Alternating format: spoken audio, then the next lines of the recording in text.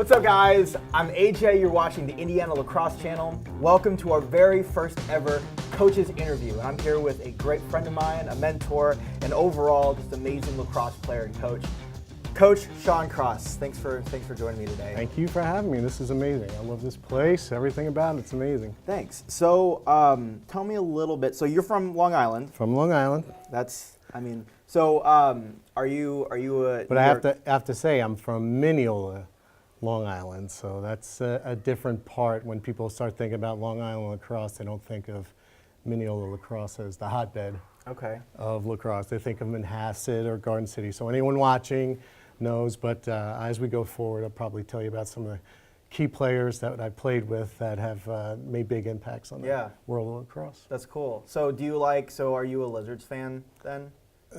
Sure. Sure. Yeah, that's all good. Sure. Did you? By the way, did you see the PLL? Do you have any? Are you following that at all? No, I'm not following that at all. I'm head in with our lacrosse program, so I get little bits of online and social media and stuff like that. But cool. It's an interesting idea. Yeah, it's one of those things that's like where I'm very interested to see where they go with it. I remember in college watching the XLM Pro Tour. And it was just, in my opinion, it was a train wreck. But anything to grow the sport of lacrosse and get it into different communities. And, that's very true. And it seems like they have a really good presence on social media. So it'll be something. It'll be something to watch. For sure. So tell me a little bit what it was like. How did you first start growing into the sport? And Well, growing up in Long Island, it's pretty much, being a Hoosier out here now I've been out here for 30 plus years or whatever, but, lacrosse was like basketball, how it is here. We just grew up, sticks in our hands when we were 4 or 5 years old. I remember my older brother was a great lacrosse player. I wish he could have gone further in his career, but knee injury, things like that, but he would always have me outside and he would be just, throwing. I miss it, he'd make me chase it, he's one of those guys that just, grinder kind of lacrosse player, and I looked up to him, older brother, of course, I looked up to him a lot. And then, eventually you start getting into leagues and things like that, and like I said, everyone, when I was growing up, we were playing it, everyone. Mm-hmm. Yeah. Huh. So is that something like for around here, we have obviously, you started with like club or pickup or whenever, if you took like Little League soccer, you guys had Little League lacrosse growing up there and then moved to middle school and like I said, from Mineola, actually in Wilson Park, New York, we were going other places and other towns to go and play and find those little leagues that, instead of playing baseball, we played all sports, we played everything, but most of the kids I knew growing up, we all gravitated towards lacrosse. That's cool. So were you guys playing with the, I don't know how back lacrosse history goes, but were you guys playing with wood shafts or like wood sticks? Or it wasn't. Are you guys like the old not school? That old. I didn't know. I don't know how. No, I think the Excalibur. I think that was the beginning of our. No, it wasn't that. But my uncle Pat Shea. I remember growing up hearing the stories about. He coached out. He lives out in Hauppauge, but he coached out there, a legendary coach out there in Long Island and in St. Anthony's. I think he began the program, and it's one of the best programs on Long Island right now. But I remember him growing up and him telling the stories and seeing his pictures. So that's a generation. Before us, they were playing with wooden sticks and things like that. Okay. So they were the beginnings, pretty much, of Long Island lacrosse. So, just from an elementary point, what's the difference that you see now between like the youth lacrosse now with the club ball? Because club ball is really big. We have Hoosier, True Lacrosse, Indy, and Empire and stuff like that. Mm-hmm. What's the big difference? Did you guys have clubs back then? It wasn't it wasn't like that. You played for your high school. You basically went through middle school, junior high, and you did that, and then you basically played, you got into your junior high team, and then you were good enough to play for your high school. We didn't travel much. There wasn't anything like that. There was leagues and things like that you played in, but it wasn't travel ball like it is today. Gotcha. So the difference, I would say, is the coaching. There's more dads involved now. There's definitely more travel teams and things like that. Yeah, I mean it's blown up since it was very small scale. You got to certain levels, and then if you were good enough to make it to college, you went to college. Gotcha. So what did that? So let's transition to that point then. You played at Butler. Yes. And that was when they were D1, and that's awesome. That's so cool. So what did that look like? Is when you playing that transition to Butler, was that more of a like you get recruited like we have kids now who get recruited they go sign, or was it, hey, like this coach, or what did that look like for you? For me personally, or for the thing in general? For me personally, for you. So I have to take it back a little bit. So played at Mineola High School. When I was there, I wasn't, one of the best kids, whatever that, I was a good athlete, multi-sport athlete. But we had players there like Kevin Lowe, Darren Lowe, these are guys that went to Princeton, things like that, and had won national championships, set records and things like that. So I played under them and got to watch them and grow with them. Just phenomenal. Basically quarterbacks on the field. Kevin was a quarterback, I remember, for our high school team. But yeah, I played there. So after that, we looking to go to schools, things like that. Did not get into the schools I was looking at. I was looking at some upstate schools and things like that. And so I went to a junior college, played under Paul Wareham at Herkimer County Community College. Again, you had to progress when you went there. If you were a freshman, you didn't play much. It's only freshmen and sophomores, so the sophomores ruled the team. If you were really, really good, you played. But he was a big, process guy. You make that step, you earn your keep and things like that. So played 2 years there. First year, we lost the national championship in overtime at Anne Arundel. And sudden death overtime, I can still remember. I bring it up with the kids that I coach today. It's like, I know the sound of defeat. Because when we're in there, it was a sudden death overtime, what they call sudden victory now, which I cannot stand, by the way. But I remember the shot that was taken by this one guy. It must have been about 15 yards out. I felt like that, whatever, but he just blasted it, and you just heard the top net just go, ooh. And just your whole season is done. So yeah. I always tell the kids, that's the sound of defeat. You don't ever want to put yourself in that position. So I remember the guys talking about it after and said, we don't ever want to feel like that again. So the next year we won the national championship. Oh, wow. So we won the national championship, you get some eyes on you. Guys want to play, or guys want you to come play for them. So a guy from Butler, John Hind, came out and recruited a bunch of guys from Herkimer. I was not on that list. He came out and watched the semifinal and final, and on the spot just said, hey, we'd like to you to come out to Butler. I didn't see the place. Wow. Back then Butler wasn't the basketball hotbed that it is today. Yeah. They were kind of, on that verge. There was always, in and out of the bubble and there, things like that for the playoffs. But I came out sight unseen. I came out. He said, if you work hard, we'll see what we can do for you financially, things like that. So basically, my junior year was just going out and playing lacrosse and working hard and trying to earn my keep to make a team. Wow. Yeah. That's cool. So you were there for your junior and senior year then? So it was our junior. So he just started the program, and like I said, he needed warm bodies to fill a Division I program. Recruited as best as he could. Got a bunch of guys, a lot of guys from Ohio.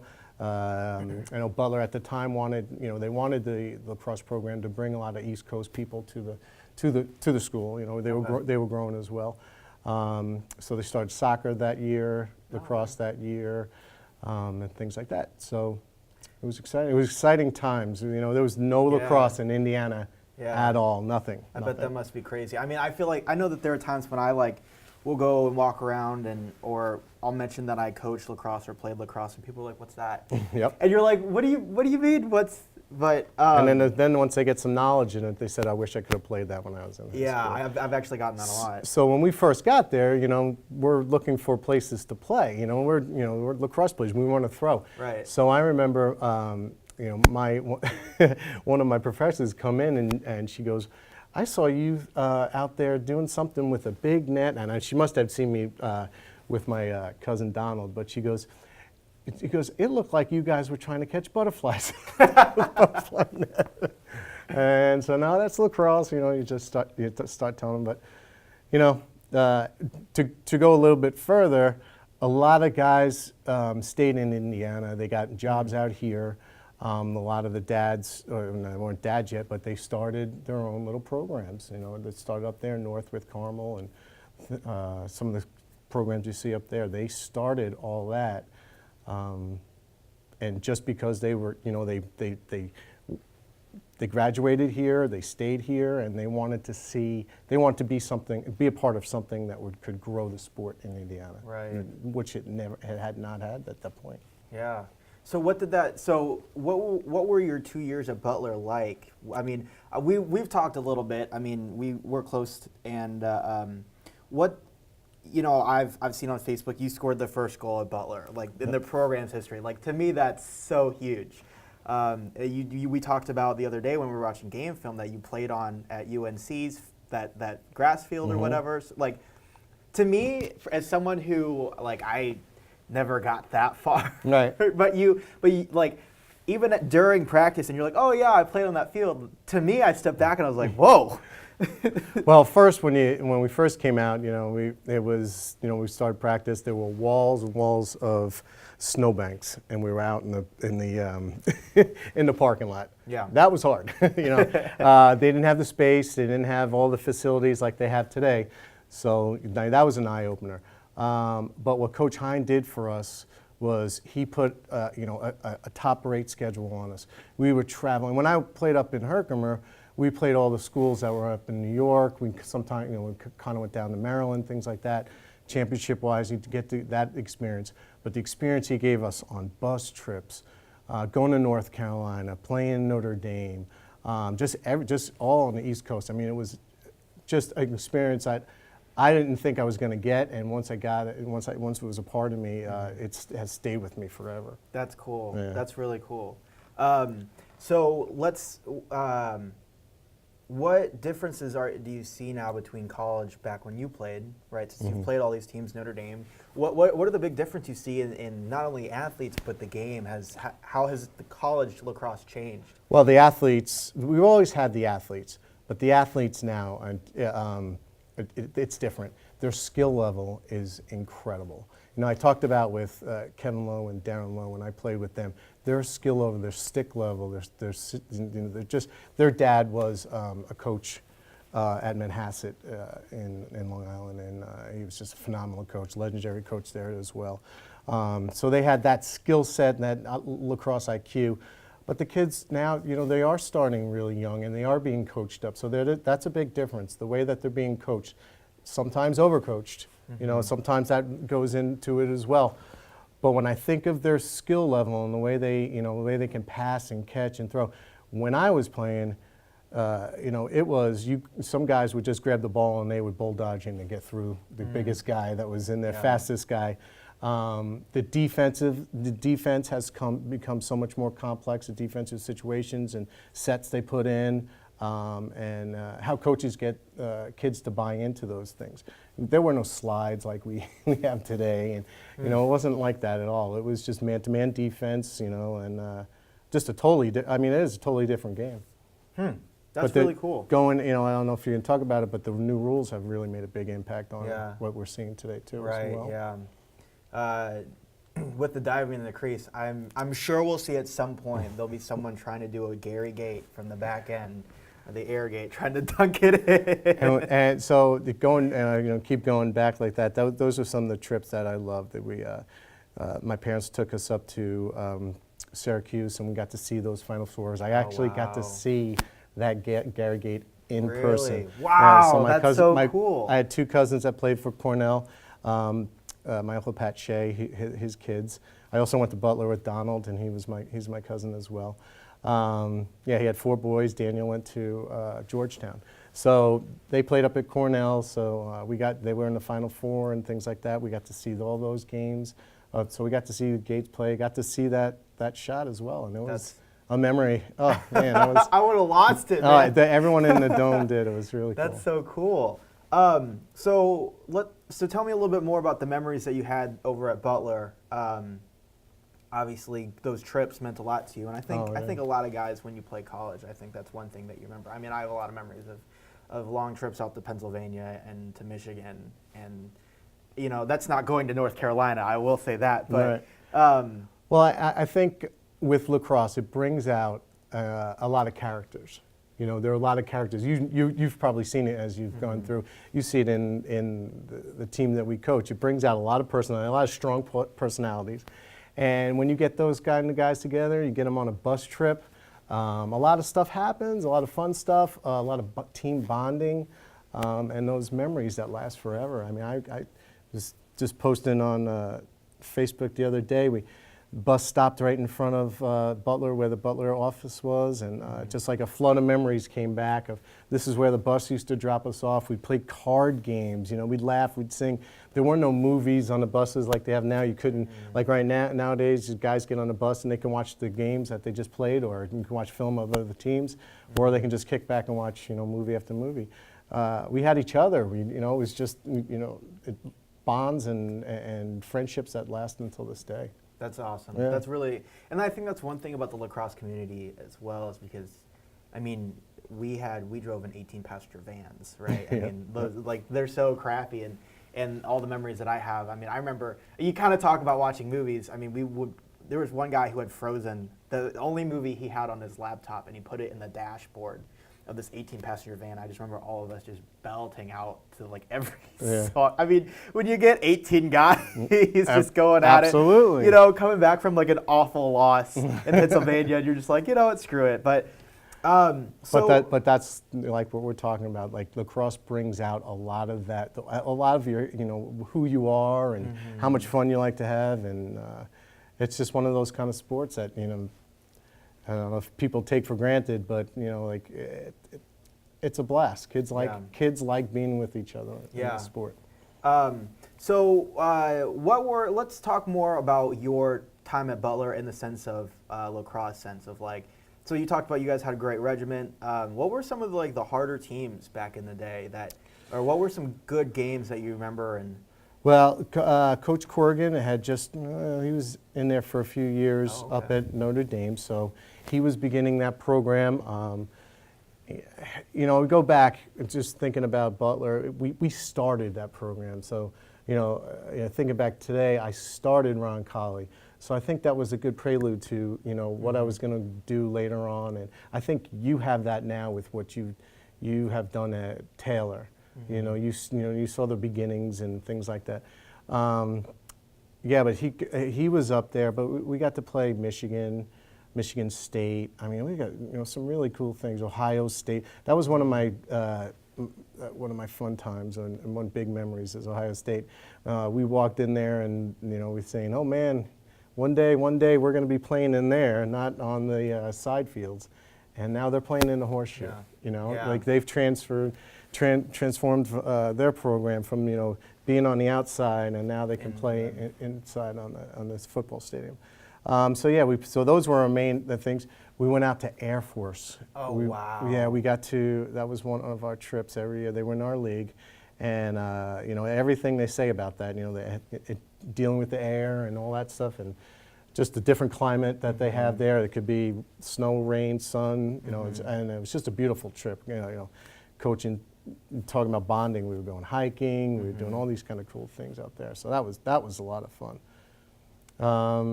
And then over, down in Maryland, North Carolina. We didn't play Maryland, but we played some really good teams. Yeah. Who were the top dogs around that time? Craig Cahoon was one of our best player at the time. He was all conference, all American, all those kind of things. Yeah, and played a big part. And he was one of those guys that stuck around and played a big part. He wound up coaching at Butler after Coach Hind. Stuck around, wound up coaching at Zionsville and building that program up as well. And then I played with another guy named Joe Glockner, who could have went anywhere else in the country, I believe, one of the best defensemen. Still plays today. We're pushing 50, and he's still playing today and playing at a high level. Goes out to Vail every year. So he was fantastic, just a great thing. And then my cousin Don O'Shea, he was a goaltender there, and he was amazing. We had a guy named Tim Whipple, Tackman, who was phenomenal. Tons of guys that were. That's just a good, strong unit. Yeah. They wound up beating Notre Dame and wound up making the playoffs eventually. Oh, so, really? Yeah. So then what happened? Not my team, but going on. So what happened? So after you left, what happened then? So obviously you stayed. You and a handful of other guys stayed at Indiana to pursue, Well, yeah, I got into teaching, and my focus at that point was getting a job, be secure with my job, starting a family. But get pony back in. I kept getting the calls. One of the guys I played for at Butler, who's the president of Indiana Lacrosse right now, poor Boschelt, he called me a couple of times saying, there's parents and kids that want to play at Roncalli. So eventually, as I got myself established in my job and with my family life, I said, let's take a stab at this. So we went over, and we went Roncalli kids, Center Grove kids, started doing clinics. Mm-hmm. So we started the same year as Center Grove. Okay. And it was pretty neat. It was 10, 11 years ago, and there was 15 kids. 15 kids, 2 parents. And they were all in. The only lacrosse they had seen. I went to Butler, sight unseen. They went into lacrosse pretty much just looking at it on TV. Back then it was only on championship.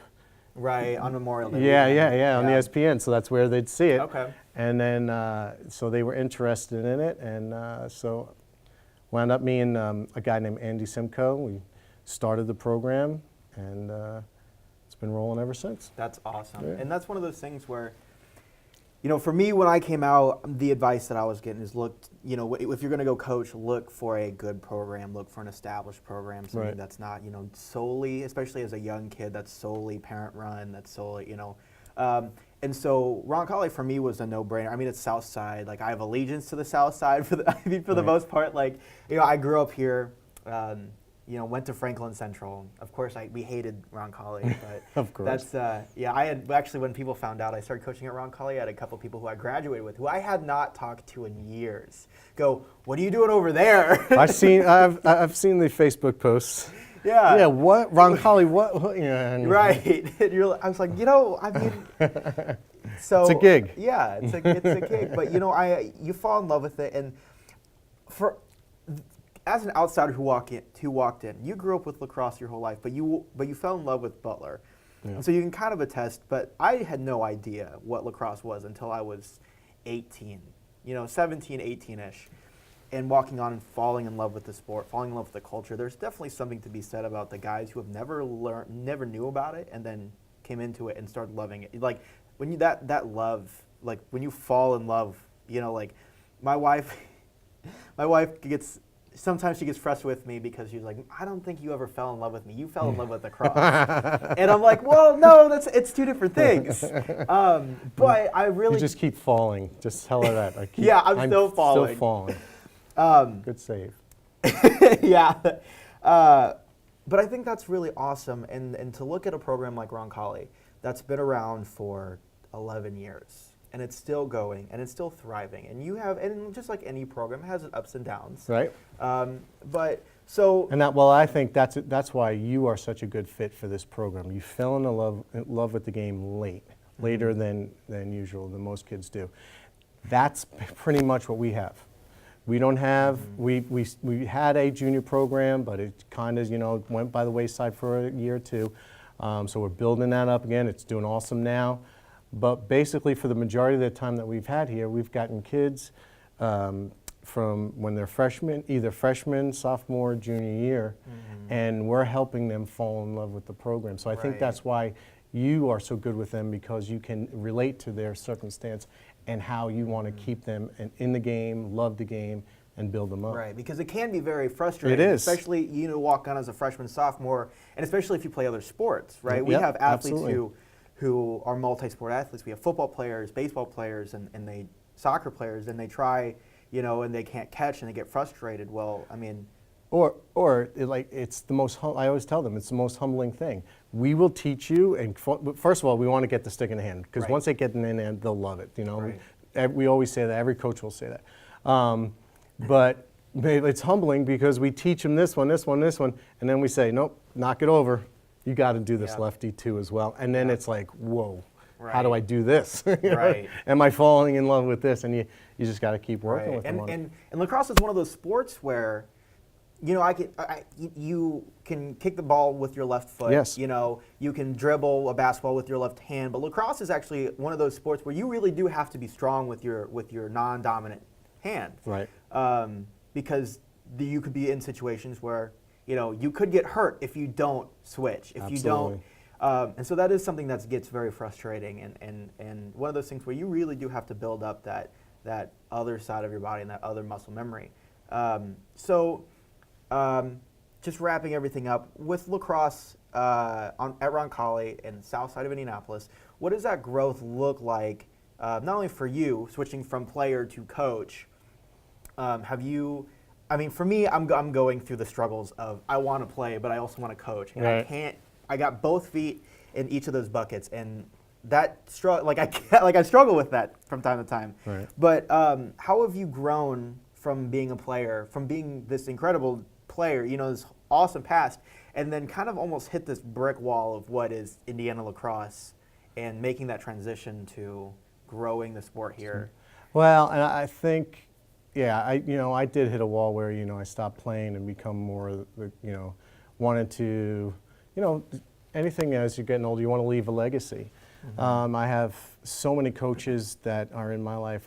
Coach Wareham, if this ever gets to you, thank you for everything that you've done. He's a Hall of Fame lacrosse coach that has left a legacy on thousands of kids at this point, I would imagine. And he's getting set to retire, is what I'm hearing. So he played such a big part in my life that inspired me. I talked the other day about inspiration versus what was it? Motivation versus right. inspiration. And motivation can come and go. People who are inspired never quit, and Paul Wareham was a guy who inspired me, never quit. I remember him. He would be a guy he would be like, we're going to have a pissy party for 5 minutes, and then it's over. Then we're getting on with it. And I bring that to my coaching today too. I make a plan. You know me. I make a plan every day, and that plan is never going to be. Right. You're always. And so I get my frustrations out the first 5 minutes. I've learned what would Coach do? What would Coach Wareham do? And my goal is to make it so that those kids never even realize that I need to do 5 different things in that plan that day. That I need to reverse the things I wanted to do. I made it fun. I made it interesting. And the kids got better. They got that 1% better. But he inspired me. So that motivation versus inspiration. Those coaches that always look for those coaches when you grow. That's what I wanted to be. You were talking about how to make that transition. I wanted to make that transition of inspiring kids, not just motivating them. I wanted them to. I said it the other day, I don't know many people who will run through a brick wall, but an inspired person will find a way through it, So I think I look for people in my life like that, Inky Johnson, John Gordon, people like that will inspire. I look, for daily things. So it was easy for me to make that transition, say, hey, I'm not a player anymore. I'm going to be someone who's going to be a leader. Right. If that makes sense. And I think that to me really resonates, because we have in this lacrosse journey that we all have, we have people who, and I think a lot of people do this, but we have the guys who have been there before and they want to give back because they were always Yes. the guy who was under. They were always the guy getting poured into. I mean, I remember guys pulling me out in 2 feet of snow to teach me to throw and catch, Right. and I did the same thing. And it's this giving back, and Yep. I have not seen that in any other sports community outside of lacrosse. It does. It's it's in sports, but I would say lacrosse is probably the best at it, and it goes back to because it's so humbling. Yeah. And those kids, I've picked up that stick, and I've had to make that switch, and I've been made to be on that wall, or I've made myself get on that wall, and I want to see what somebody else can do. I want to help somebody else who's going through what I went through and help them. Yeah, I mean, lacrosse is probably the top sport that does that. I agree 100%. So, ending on legacy, what do you want your legacy to be? I know that's kind of a prideful question to answer, but if you could leave the Indiana lacrosse community anything. I would just say that it's every coaching situation is different. You may go into a program where you have guys that are playing since they were 5 years old, born with the stick in your hand, and you're a different coach. You got to look to inspire different ways because you have elite talent. I think my legacy is that I worked with all ranges of abilities, and I always tried to try to find my way to that one kid that was struggling, either during a practice or after practice, or if you need help somewhere down the line, and that kid, the thing that I left with them is that they are on a team, and they will remember that for 30 years from now, and it'll be the best 4 years that they ever did. Last year at our meeting, I said, I wanted these guys to be better men, when they come, than they are lacrosse players. That's it. I want them to be better men. And then I told them, we just lost a game in overtime, double overtime, or whatever it was. 30 years from now, you guys probably won't remember how hard it was to lose that game. You'll remember all the hard times you went through to get to that game. And then you never know, in 30 years you might have won that game. Right. Just because of the fun, the stories, the camaraderie you had, just being a part of that team. So that's what I would like to leave to these kids. That's awesome. And I mean, that really goes to the whole theme of, honestly, your lacrosse career has been this theme of this bonding brotherhood, whether it was from growing up with your family up in Long Island to the memories you made at Butler to now the memories you make now with your kids over around college. So that's really awesome. So thank you, Sean. I appreciate you being on the show. This is terrific. This has been fun. Guys, if you want to see more coaching interviews or interviews with anybody else, make sure that you subscribe and hit the notification button. And I'll see you guys next time.